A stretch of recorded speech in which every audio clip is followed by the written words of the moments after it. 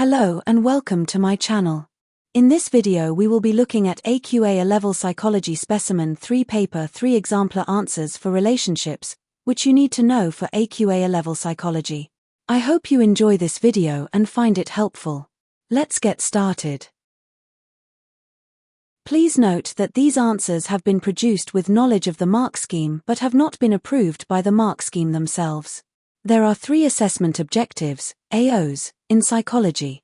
In this video they are color-coded.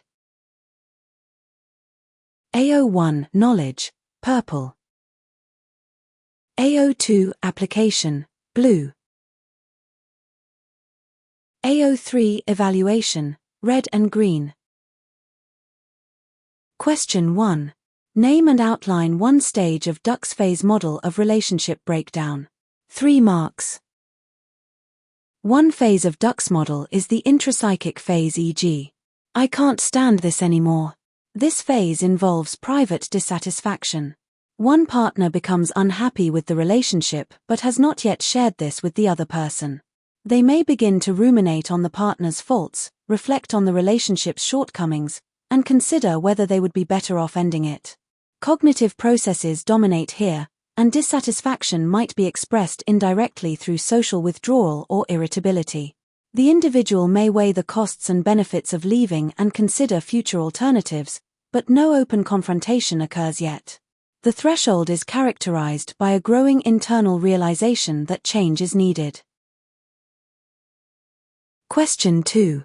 Maria has lots of friends on Facebook and spends most of her time in her bedroom, chatting on internet sites. Explain how Maria's self-disclosure during her use of social media might differ from her self-disclosure in face-to-face encounters. 4 marks. Maria's self-disclosure will be less inhibited than in face-to-face interaction.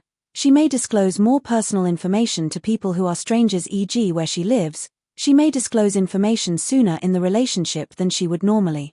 She will not apply the usual gating mechanisms that apply to face-to-face encounters. She will not employ the normal distancing with which face-to-face interactions are regulated. Read the item and then answer the questions that follow. In a study of parasocial relationships, a researcher studied male and female attachments to their favorite film star. An overall attachment score was calculated on the basis of answers to a questionnaire. A high score indicated a strong attachment and a low score indicated little attachment. The scores are shown in Table 1 below. Table 1. Question 3. Explain why the data in Table 2 is primary data and not secondary data. 2 marks. The data is primary data and not secondary data because it is collected from participants directly and first-hand rather than gathered from reports of previous research. Question 4. Explain one strength of primary data. 3 marks. One strength of using primary data is that it allows for control over data quality. When you collect primary data, you have control over the data collection process. You can ensure that the methods used are appropriate and that the data is accurate and reliable. Question 5. The researcher decided to extend the study by using an inferential test to see if there was a significant difference between the 2 sets of scores. Suggest an appropriate inferential test which the researcher could use. Justify your choice. 4 marks. An appropriate inferential test which the researcher could use is Mann-Whitney test because it is a testing for a difference, independent design, different participants in each condition and data assumed to be ordinal, i.e. not fixed intervals. Question 6. Outline and evaluate the social exchange theory of relationships. 8 marks. Social exchange theory, SET, developed by Tibor and Kelly, 1959, is an economic model of human relationships, particularly romantic ones. It views relationships as a cost-benefit analysis, where individuals aim to maximize rewards and minimize costs to maintain a sense of profit. Social exchange theory, SET, is based on the core assumption that humans are fundamentally self-interested, entering and maintaining relationships primarily for the benefits they receive. Individuals continuously evaluate their relationships by weighing the rewards such as love, companionship, sex, attention, support, gifts, intimacy, and security against the associated costs, which may include time, emotional strain, financial investment, loss of freedom, stress, effort, and conflict. A relationship is considered satisfying and worthwhile when the perceived rewards outweigh the costs.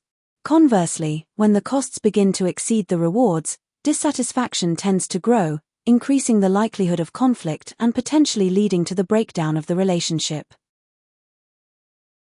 A strength of social exchange theory as a theory of romantic relationships is that it is supported by research evidence. For example, Sprecher, 2001, conducted a longitudinal study on dating couples and found that the comparison level for alternatives was strongly linked with relationship commitment. The presence of attractive alternatives was negatively correlated with both satisfaction and commitment. This supports SET's assumption that people assess their current relationship against possible alternatives, and that these comparisons can influence relationship stability. Therefore, this evidence increases the credibility of SET by showing that its core concepts reflect real relationship behaviors. A strength of social exchange theory is its ability to explain why some individuals stay in seemingly harmful relationships.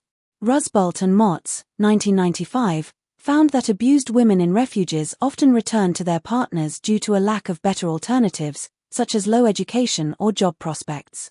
SET explains this by suggesting that the perceived profits, e.g. financial security or avoiding loneliness, still outweighed the costs for these women. This demonstrates the theory's real-world relevance and practical application, particularly in helping to design support strategies for those in abusive relationships. A limitation of social exchange theory is that it assumes individuals make rational, calculated decisions in relationships. The theory is based on a profit and loss model, assuming people logically weigh up rewards and costs. However, romantic relationships are often driven by emotions rather than rational calculations, and this reduces the face validity of the theory. This suggests SET may oversimplify how relationships are formed and maintained by ignoring emotional and irrational behaviors. Thank you for watching. If you have enjoyed this video, please like and subscribe for more content like this. Bye.